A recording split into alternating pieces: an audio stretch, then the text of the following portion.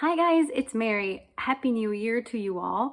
I am checking in again. I keep thinking that I want to make a proper video like I used to, with the bigger camera and a little bit more structure, but then I never do it, and I think I just thought let's just do one of those sort of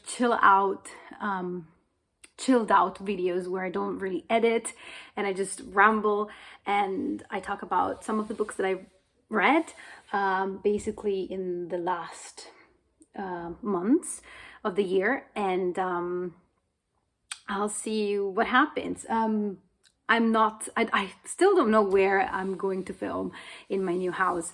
Now I'm sitting on the floor and I am, of course, behind me there's my shelves, and yeah, I'll just to update on what I said in my last video, my surgery went very well. I'm still not wearing makeup really, but just because I don't know, it's just me because now I could, but yeah, I still don't feel comfortable doing that. Because it's been a month since I had my surgery. I mean, on the piece of paper that they gave me, they said I needed to, no, I thought it was the door, sorry. They said I just needed to stop with the makeup for a week. So I think a month is more than enough. But anyway, enough with the rambling. First of all, I want to talk about this book that I've been reading for I don't know how many months, but I absolutely loved it. It was a 5-star read for me. And it's Women with Attention Deficit Disorder by Sari Solden. And it's actually a pretty old book. And so it's amazing because it's targeted towards women that have ADHD, because for years and years, women in particular were late diagnosed with ADHD. They thought it was more of a neurodiversity applied to males, young boys especially. It was very hard for females to get diagnosed. Nowadays, of course, we hear more and more of women being diagnosed, and so I think we made a lot of progress since this book was written. This is an updated edition, but it was updated in, I think, 2000. Sorry. Oh, I already regret not editing this video. 2005. So the updated version is still very, very old, but and this book is from the 90s. I was so surprised that it had so many insights, so many eye-opening things about ADHD. So I don't want to go into deep about this because of course maybe you don't care about ADHD. It's very specific.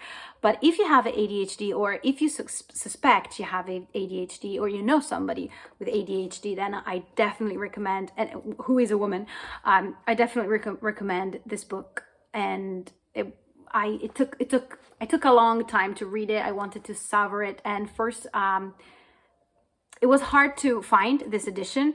I got it used. I had it on my Kindle, but I wanted really to underline and stuff. Of course, for those of you who probably are watching this video and don't know me, I have ADHD. I was diagnosed last December. So actually it's been a year. This year really flew. And so yeah, this book was amazing. And then I'm not going in any particular order. I have 2 fiction books, and oh well, let's go with the other nonfiction book.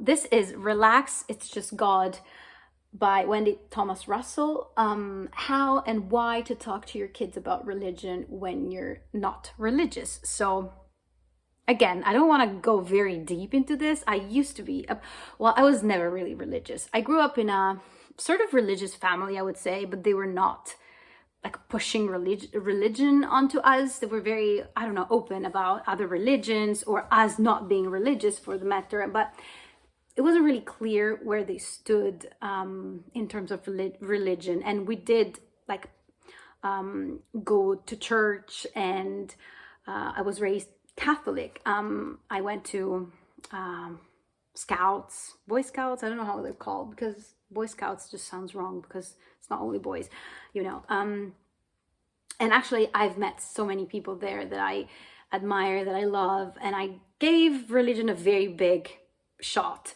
but it just didn't stick. I don't know. I always had doubts in terms of beliefs, and since I was very, very young. So ultimately, I'm not religious.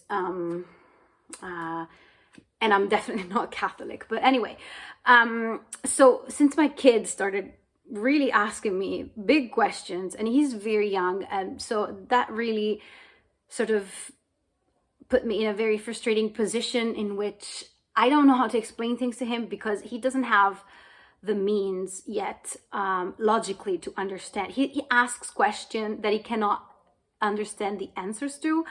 He does that all the time, not only with, you know, big topics, with any sort of topic. And it's hard, because, you know, it started asking, even before he turned 3, started asking things like, what's a cross? Why is it there?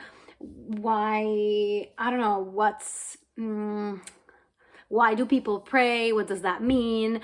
Why do some people pray and others don't? And this one was suggested by Melanie over at, I think it's Melanie Martin now, her you know, YouTube name. But yes, I'm gonna leave a link down below to her channel. I asked, you know, for recommendations. We were talking, and she recommended this book to me, and it was amazing. It was another 5-star read for me.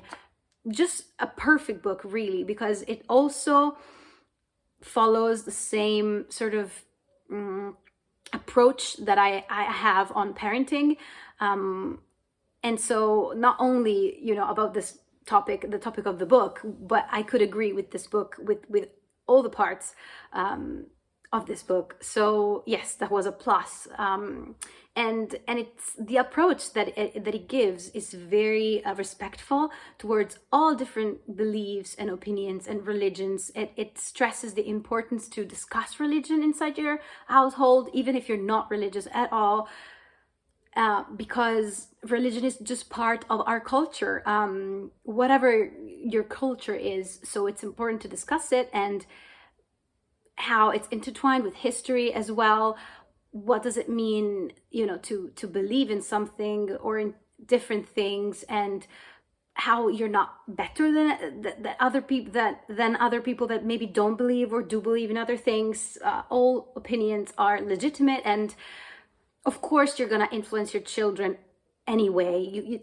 It's you know, you cannot go without influencing them because of your opinion, but at least you can be open about the fact that your opinion is not the only one, and that they are free, your children are free to have their own opinion, and you're not going to judge them for it. That's exactly the approach that I want to have towards religion. So I think this one was very useful, even with tips. There's a section at the end where it explains in the appendix all the different religions, and for example, let's go with Buddhism, and it says it's, you know, a little like when was it founded, which ones are the deities, or the famous dogma, methods of worship, symbol, major sects, number of followers, sacred texts, most important rules, blah blah blah. All these things are very useful if you want to have like a quick guide. But then there's also other resources in terms of books. So yes, really, really good, and definitely recommend this one again. Another 5-star read. And now onto the fiction books, which were not as successful, I guess. I read the first book by Elena Ferrante, which is called Troubling Love, I'm pretty sure.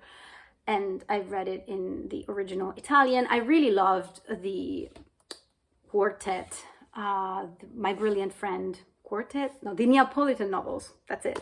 I really loved that one. And it was one of my favorite books of last year. favorite series. So I decided that I want to read all of her books in chronological order. This one was her debut novel, and I didn't like it at all. I gave it 2 stars, and I really disliked it. And I would have DNF'd it if it wasn't her. I really wanted to finish it, especially because it's very short. And I hate when a book is short and it feels so long. This one felt long and boring, and I just felt like the storyline was a bit dull. I didn't really think, I don't know where she was going with this, really. And I could really see all her intentions, how she was trying to be, I don't know, clever with her words or with the way in which she described the situations. I could really see the bones, the structure of the book that are supposed to be hidden in the work, you know.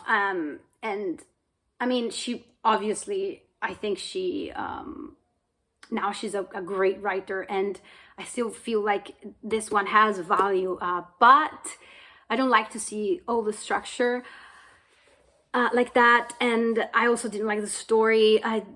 Yeah, no, I just didn't like this book. And I had also notes on this somewhere, and of course I don't have them with me since I decided not to edit this video. I'm so sorry. I promise, no, I'm not gonna promise anything, but I will hopefully come back with the usual way of filming videos with a little bit more structure and maybe a better setting. I don't know. Okay, last book that I will talk about is Heaven by Mieko Kawakami, and I don't know how I feel about this book. I liked it. I think I gave it 4 stars. I read Breasts and Eggs by her, and I was very conflicted about that one. I'm gonna leave a link to my review, because I made a video review for that. Because I really, really loved the first part of Breasts and Eggs, and I didn't like the second part. And as a whole, I couldn't like the whole book as much as I wanted to. But I thought she was a great writer. The translation is very... Oh, I forgot to say the translator for this one, which was the same as for Breasts and Eggs, and it was translated by it's 2 people, translated by Sam Bett and David Boyd, and I really love their translation. I think it flows very nicely and it doesn't feel translated. So yes, I think that's a bonus point on the language. And I really love how the author uses the language again. And I didn't even tell you what this book is about. This is about a 14-year-old boy that gets bullied because he has a lazy eye. So he basically describes his life at home and in school, especially in school where he's bullied. And he forms a friendship, a relationship, a friendship with this girl. She also gets bullied too. And I thought, again, this book is short and it's very depressing. It's very graphic. There's a lot of violence in this book. So if you're particularly bothered by this kind of things, if you were bullied, I don't know, I guess this could be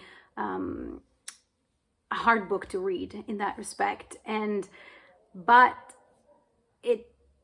ultimately it's not a bleak and depressing book. I thought it was hopeful and I liked it. I liked it. I still feel like I want more from her as an author, but this one had meaning and depth. And sometimes I was like, towards the end, I was thinking, oh, I don't know where this one is going. I don't know if I agree with what the author is trying to tell me, because I thought it was going to be bleaker, but then it sort of lifted itself up a bit. And yeah, I'm doing a terrible job at explaining things. But as I said, without a structure, I don't function that well. But I just thought I wanted to speak to you all because I miss YouTube, and I've been reading, not a lot, but you know, quite a bit. And I wanted to check in because I left you guys saying that I was going through a surgery and all that jazz. So, and still I have to film the tour of the house. There's still a bit of a mess, especially in this room. That's my sort of office. You can have a sneak peek, I guess. But this is my office. That's where my computer is. I have two actually. There's another one. I don't know if I'm able to show you. I'm so bad at this, guys. Okay, well, let's stop right now. But anyway, yeah, I will talk to you soon, and I hope you had a great end of the year, and let's keep our fingers crossed for this year that just started. I'll see you guys soon, and thank you for watching. Bye!